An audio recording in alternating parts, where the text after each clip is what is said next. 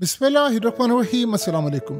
जो मोदी के वहमो गुमान में भी नहीं था, अब डोनाल्ड ट्रंप वो करने के लिए जा रहा है। ये बात आप ज़हन में रखिएगा। ट्रंप का प्लान ये है कि इंडिया को मैंने 1947 की पोजीशन पर वापस धकेल देना है नामुमकिन ये बात, ऐसा हो नहीं सकता। लेकिन ये भी सच है कि जो डोनाल्ड ट्रंप अब करने के लिए जा रहा है वो इतना तबाह कर देगा, इंडिया को इतना तबाह कर देगा कि बड़े बड़े आकर इसको संभाल नहीं पाएंगे और इंडिया का मामला रीसेट होगा। ये मामला क्या होने जा रहा है ज़रा समझिए। हुआ ये है कि डोनाल्ड ट्रंप ने तमाम बड़े इन्वेस्टर्स को, टेक जियांट के मालिकों को, सीईओज को बुलाया, टेबल पर बिठाया और उनको कहा जी बताइए क्या करना है। तो उन्होंने कहा कि अच्छा जी, एक ने कहा जी 600 अरब डॉलर इन्वेस्ट कर रहा हूँ, एप्पल ने कहा, फलाने ने कहा इतने अरब डॉलर इन्वेस्ट कर रहा हूँ। उसके बाद जो आपको पता मेटा ने कहा जी हम तो इतने 100 अरब डॉलर कर रहे हैं, गूगल वाले का 250 अरब डॉलर कर रहे हैं, उसके बाद माइक्रोसॉफ्ट ने कहा 80 अरब डॉलर कर रहे हैं, फलान यानी ट्रिलियंस ऑफ डॉलर्स उन्होंने कहा जी हम इन्वेस्ट कर रहे हैं। तो आपको पता है डोनाल्ड ट्रंप ने कहा वेरी गुड वेरी गुड। उसके बाद असल कहानी सुनिए जरा। डोनाल्ड ट्रंप ने कहा है कि आप लोग हमारे मुल्क में इन्वेस्ट कर रहे हैं, मैं बड़ा अप्रिशिएट करता हूं। उसने सुनिए जरा अब क्या कहा। उसने कहा नौकरियां आपने अमेरिकन को देनी है। ये ना मैं देखूं कि अमेरिका में आप इन्वेस्ट करें और उसके बाद आप लोग बाहर से लोग लेकर आए। वो बाहर से क्या मुराद है? वो है H1B वीजा के इंडियंस को आप बुलाते हैं, यहाँ पर 70% इंडियन जाते हैं, उनको आप नौकरियां देते हैं और वो अगर हमारी नौकरियां खा जाते हैं या आप उनको आउटसोर्स करते हैं। ये नहीं होने वाला। मैं वेलकम करता हूँ आपको, आपकी इन्वेस्टमेंट को, सब कुछ आप करें यहाँ पर इन्वेस्ट, और आपको करना चाहिए। हमारे अमेरिकन को करें ट्रेन, उनको आप पूरी तरह ट्रेन करें। ये नहीं हो सकता कि पैसा मेरे मुल्क में लगे, हमसे कमाएं और उसके बाद इंडियंस को आप बाहर से बुलाते फिरें, H1B वीजा उनको दें और उसके बाद ये नौकरियां करें। ये मैं आपको बड़ा क्लियरली बता दूं, मैं नौकरियां नहीं, मैं आपकी कंपनी खा जाऊंगा सारी, लेकिन इन्वेस्टमेंट यहां पर होगी और साथ नौकरियां मिलेगी अमेरिकन को। ये नहीं होगा कि आप इंडियंस को नौकरियां दें और फलाना दें। अब जरा सुनिएगा उसके बाद क्या है। अब अगला मरहला वो क्या करे, वो करे H1B वीजा, इसको फारिग करने के लिए जा रहा है।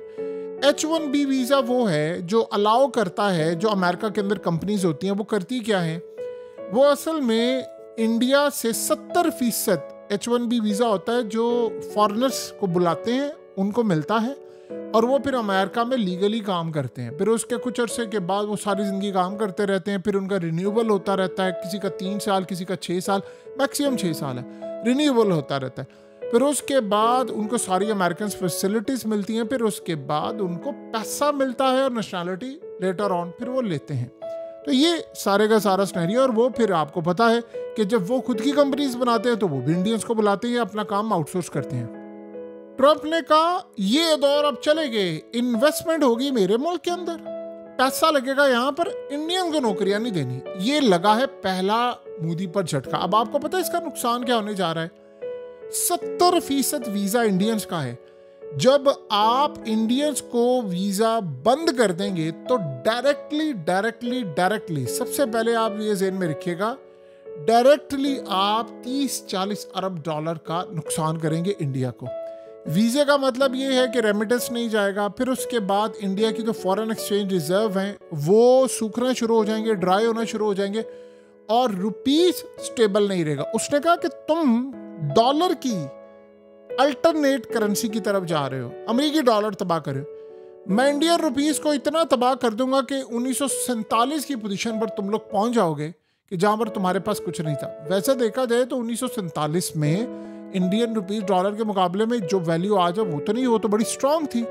हमारी भी यही सूरत हाल है, हमारा भी रुपया बड़ा स्ट्रांग था, कुछ 2-3 रुपए के करीब होगा। आज आप देखेंगे तो आपको चीज़ें बड़ी डिफरेंट नजर आती। आज इंडिया में आप देखें तो 89 रुपीस का एक हो चुका है यूएस डॉलर। जब मोदी आया था तो 74 रुपए का था। पाकिस्तान से ना कंपेयर किया करें, पाकिस्तान तो बिल्कुल ही गया गुजरा हमारी करेंसी हो चुकी हुई है, हमारे साथ आप कंपेयर ना करें। लेकिन आप इंडिया को देखिए उनकी 900 अरब डॉलर की एक्सपोर्ट है, उनके पास 700 अरब डॉलर के रिजर्व्स हैं, उनकी आबादी बड़ी है, उनके मामला डिफरेंट है।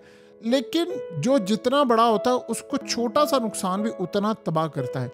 इंडिया में 1 रुपीस अगर ऊपर चला जाता है तो आप अंदाज़ा नहीं कर सकते कि वहाँ कितना उनको नुकसान होता है। अब ये सारी सूरत हाल का आप अंदाज़ा करें।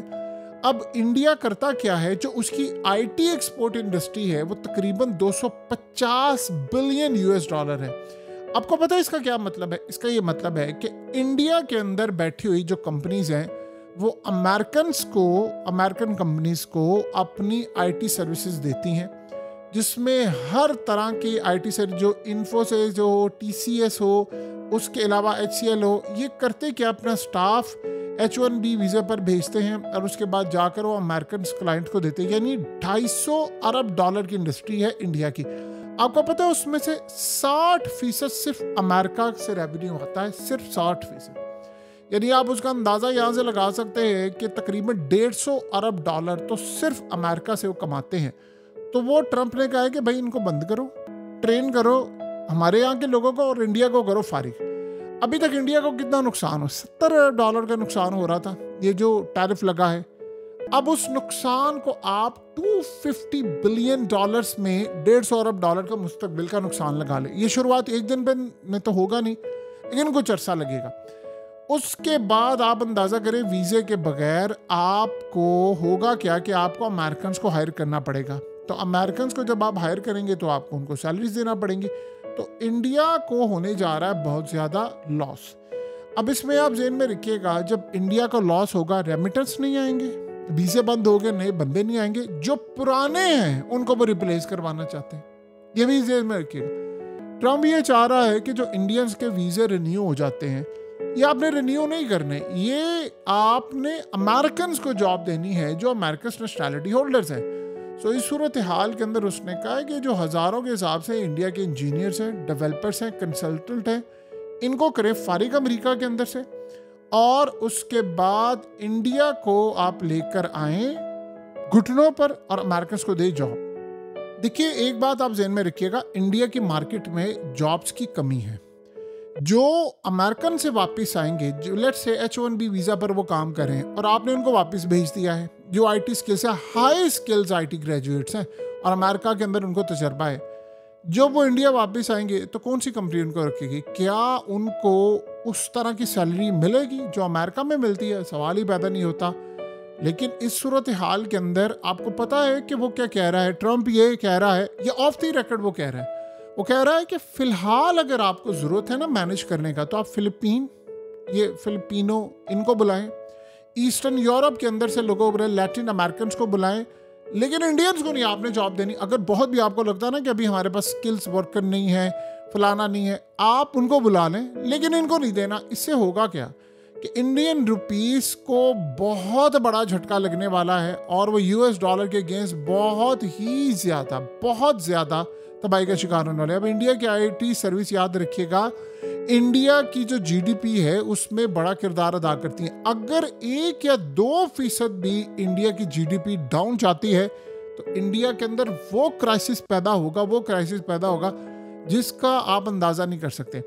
देखिए एक चीज़ सिर्फ होगा क्या कि इंडियंस क्या कर रहे हैं। अब इंडियंस देख रहे हैं जो हाईली स्किल्स हैं, वो कर क्या रहे हैं, वो चाह रहे हैं कि हम कनाडा मूव करें। कनाडा में ऑलरेडी जॉब का क्राइसिस है, यूरोप में वो चाह रहे हैं, ऑस्ट्रेलिया में जा रहे हैं, वहाँ पर भी मामला ख़राब हैं। अब आहिस्ता आहिस्ता हो ये रहा है कि इंडिया के लिए अमेरिका की मार्केट इस वक्त ख़त्म हो रही है। और वो वजह क्या बता रहे हैं? वजह वही है कि आप रशिया के साथ खड़े हुए हैं या बहुत सारे मामला हैं। अब असल में आप जानते हैं कि जापान के प्राइम मिनिस्टर ने कर दिया रिज़ाइन टैरिफ की वजह से। ट्रम्प ये देख रहा है कि जापान का प्राइम मिनिस्टर गया है तो अब किसको मैं फारिग करूं? मैं अब करूंगा मोदी को फारिग, और उसको मैंने ज़्यादा देर तक टिकने नहीं देना। सो अब ये सारी सूरत हाल है। जापान के प्राइम मिनिस्टर ने कहा भैया, वो हत्ता कि आपको पता है कि जापान के प्राइम मिनिस्टर को अच्छी खासी ट्रेड ऑफर कर दी थी। यानी एक ऐसा कहना कि उनको ट्रेड या चीज़ें ऑफर नहीं की, उनको अच्छी खासी चीज़ें ऑफर कर दी थी, लेकिन उसके बावजूद भी चीज़ें मैनेज नहीं हो पाई। तो अब ये जो मामला सामने आने वाला है ये बड़ा ख़तरनाक है, और यही वो असल में पोजीशन है जो सब कुछ तबाही का शिकार करने के लिए जा रही है। ये लड़ाई ऐसी होगी कि इंडिया की स्टॉक मार्केट क्रैश होगी, इतनी बुरी तरह क्रैश होगी। ट्रंप ने क्या कहा था? उसने कहा था मैं रशिया और इंडिया की इकोनॉमी को एक साथ गिराऊंगा। अब आप ये कहें कि वो गिरा नहीं सकता, देखिए उसके पास कैपेसिटी है, उसका डॉलर तबाह हो रहा है। इंडिया ट्रेड नहीं कर रहा यूएस डॉलर के अंदर, चाइना के साथ नहीं वो करना चाह रहा ट्रेड डॉलर्स में, वो रशिया के साथ नहीं चाह रहा, वो रुपीस में कर रहा है, रूबल में कर रहा है। तो जब अमेरिका को खतरा नहीं होता तो वो पूरी दुनिया में जंगें छेड़ देता है।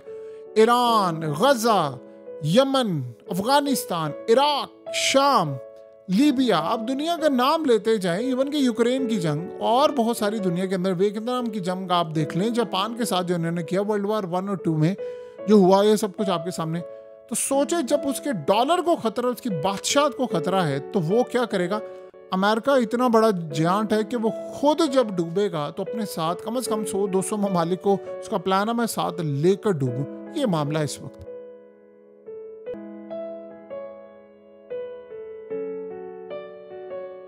हकीकत टीवी को सब्सक्राइब करना मत भूलें, वीडियो को लाइक करें, शेयर करें और कमेंट सेक्शन में अपनी राय का इजहार जरूर करें।